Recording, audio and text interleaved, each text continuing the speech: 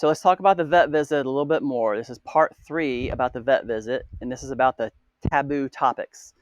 So these are the things that you have a really difficult time trying to have a discussion with your vet about these things. So remember, as veterinarians and medical doctors, we're not taught anything different than modern Western medicine. And if we want to learn something different, like traditional Chinese medicine or chiropractic or the concepts of real, whole, fresh, biologically appropriate foods, it's basically discouraged by the world of modern Western conventional medicine. So for taboo topics, the second biggest point of contention when you're trying to discuss things with your vet after the discussion about the shots is going to be the discussion about the food. So all of Western medicine is so full of ego, and it uses fear to force you into compliance.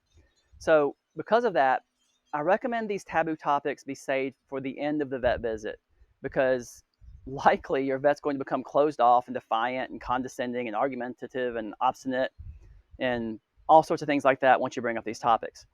Any hesitancy on the shots or any hesitancy in feeding big kibble, so that's the dry dog food, all the big companies that make the big bags of dry dog food, just like big kibble is just like big auto, big oil, big agriculture, big pharma, all those things.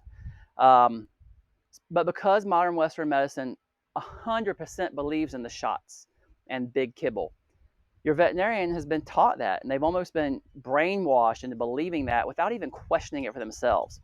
So they just believe it because they were told it so many times, and they've really never, most of them have never really thought about questioning it or trying to make their own decisions. So remember, for me, it took more than 5 years for me to finally start seeing that there were certain things about modern Western medicine that just didn't work. And I was well into my 6th year of being a veterinarian before I really started seeking ways to re-educate myself. So until your vet realizes the things that I've now realized, so they realize them for themselves, they have their own epiphany type moment, you're talking to the brick wall that is Western medicine. So also for these discussions, you need to have some understanding of how the organs work, how the body works. And you need to be talking to a veterinarian who recognizes there are certain things that Western medicine is not good at. If your vet's not open to a discussion about real food, or your vet's not open to trying to discuss with you how the immune system works and how the shots work, or they're not interested in talking about the importance of puppy socialization. So many vets want your puppy isolated at home from 8 weeks of age to 16 weeks of age till it gets all its shots. And that's prime, super important time to be learning stuff. So if they're not going to allow you to have your pet out in the world learning during that time, then there's just no need to force the issue or to even talk about these things, because it's not going to work. And that is because Western medicine teaches us that Western medicine is the only way. And it kind of teaches us this egotistical attitude of, how dare you question us?